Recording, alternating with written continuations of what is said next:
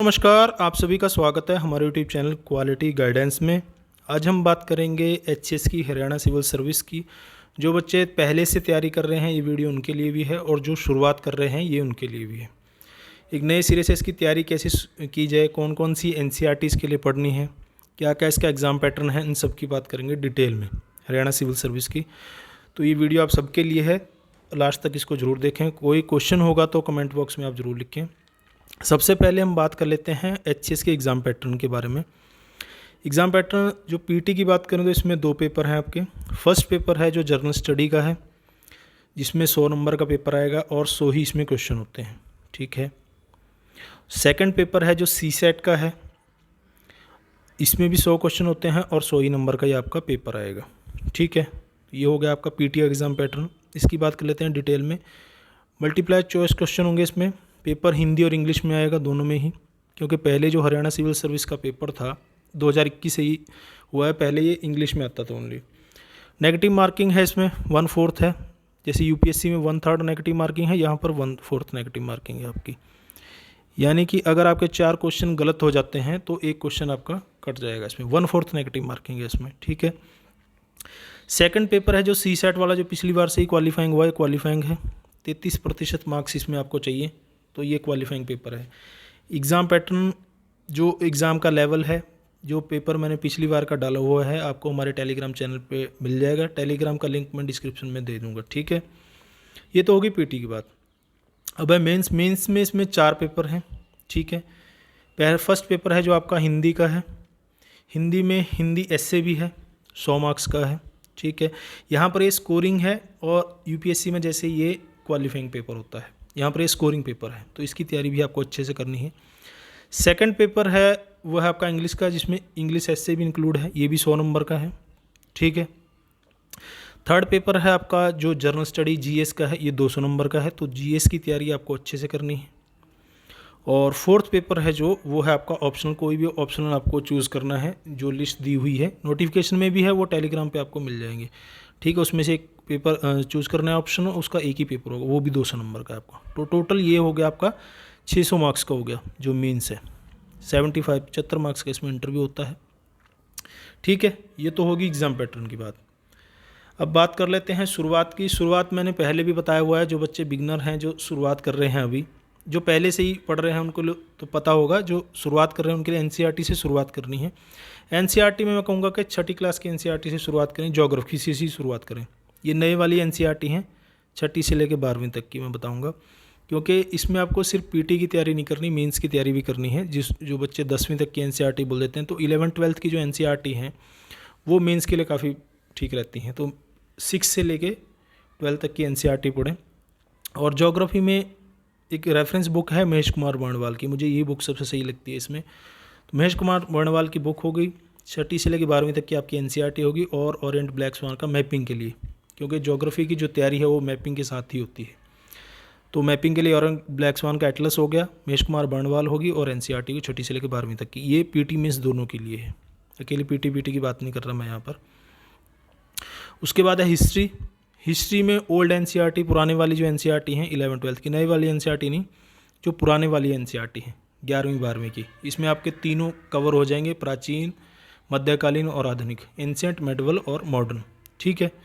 और ऑब्जेक्टिव के लिए, क्योंकि जो आधुनिक भारत के क्वेश्चन है वो ज़्यादा आते हैं, आधुनिक भारत का संक्षिप्त इतिहास स्पेक्ट्रम की आती है बुक, ठीक है, तो इससे आपका कवर हो जाएगा। और ये मेंस के लिए है, आधुनिक भारत का स्वतंत्रता संग्राम, बिपिन चंद्रा की बुक है, मेंस की, पीटी में काम नहीं आएगी, मेंस में काम आएगी आपकी, ठीक है। और जो कल्चर के क्वेश्चन आते हैं उसके लिए नितिन सिंघानी की बुक है, जो प्राचीन और मेडिवल से आते हैं। मॉडर्न के लिए तो ऑब्जेक्टिव आ जाते हैं सीधे, और यहाँ से कल्चर के क्वेश्चन आते हैं ज़्यादातर। तो इसके सारे चैप्टर नहीं करने, अगर आपको चैप्टर के लिए बुक चाहिए कोई वीडियो, तो मैं अलग से वीडियो बना दूंगा, ठीक है। तो हिस्ट्री का पूरा हो गया, और साथ में लुसेंट भी रख लें, क्योंकि थोड़े से ऑब्जेक्टिव उसमें से मिल जाते हैं क्वेश्चन, जो कहीं ओवरऑल नहीं मिलते साथ में।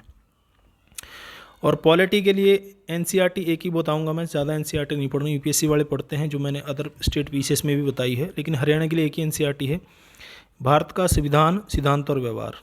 अगर किसी को पॉलिटी का कुछ भी नहीं पता तो ये एक एनसीईआरटी पढ़ ले, 11th क्लास की एनसीईआरटी है, 11वीं क्लास की एनसीईआरटी है, ठीक है। भारत का संविधान, सिद्धांत और व्यवहार, ये मिल जाएगा आपको, हिंदी इंग्लिश दोनों में मिल जाएगी। और बाइबल बुक तो है ही, लक्ष्मीकांत, एम लक्ष्मीकांत की बुक है। और आर्टिकल के लिए है आपका बेर एक्ट, जहाँ से आपको आर्टिकल देखने हैं, ठीक है। ये दोनों से आपका काम हो जाएगा। उसके बाद है साइंस। देखिए मैं एक बात क्लियर करता हूँ, जो साइंस है वो आती है पीटी में, साइंस टैग आता है आपका मेंस में।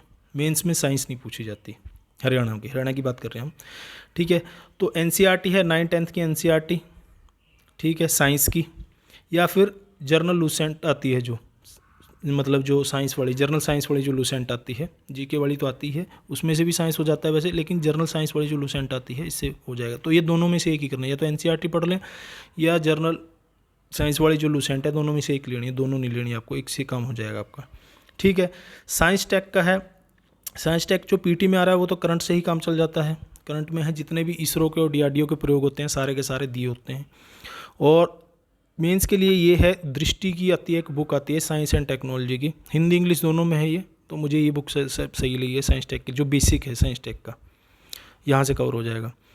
उसके बाद है इकोनॉमी के लिए 11वीं क्लास की एक एनसीईआरटी में बताऊंगा, मैक्रो वाली नहीं बताऊंगा, एक ही एनसीईआरटी है, भारतीय अर्थव्यवस्था का विकास, 11वीं कक्षा की एनसीईआरटी है ये, तो ये पढ़ लें, बेसिक आपका इससे क्लियर हो जाएगा। उसके बाद है रेफरेंस बुक है रमेश सिंह की, पीटी मेंस दोनों के लिए है, ठीक है।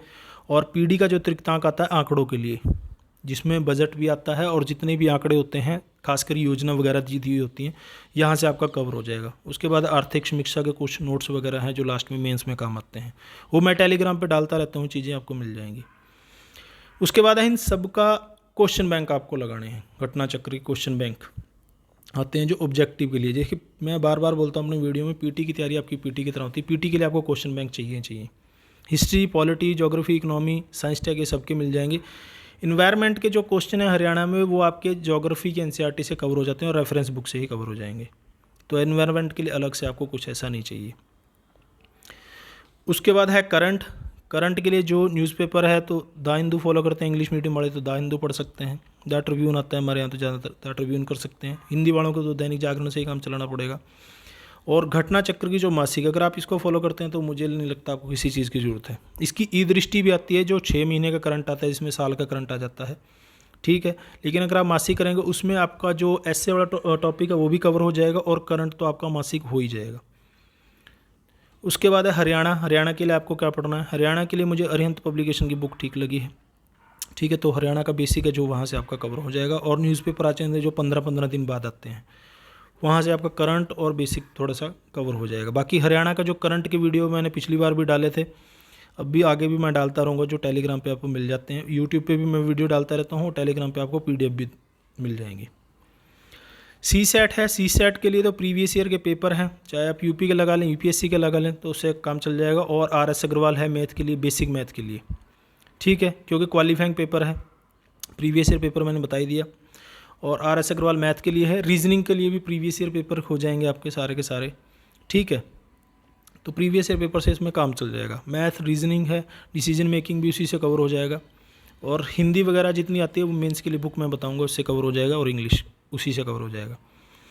हिंदी के लिए क्योंकि मेंस में आपका हिंदी स्कोरिंग है, जो हरियाणा बोर्ड की बुक हैं 10वीं क्लास की और 12वीं क्लास की हिंदी व्याकरण के लिए, आप उसे देख सकते हैं। या फिर आप रेफरेंस बुक इन दोनों में से एक ले लें, कोई भी एक, या तो राघव प्रकाश की ले लें बुक या हरदेव बारी की बुक ले लें, तो हिंदी आपका यहाँ से कवर हो जाएगा। दोनों ही बुक अच्छी हैं, कोई भी एक बुक आप फॉलो कर लें।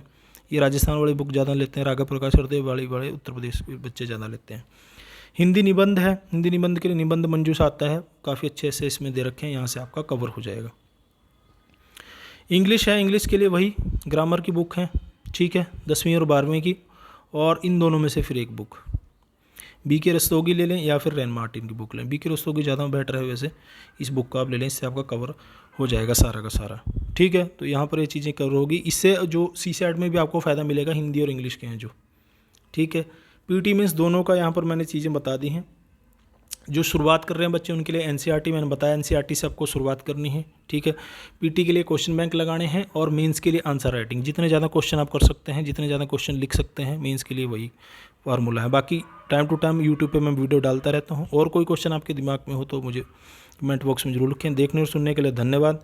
जय हिंद, जय भारत, वंदे मातरम।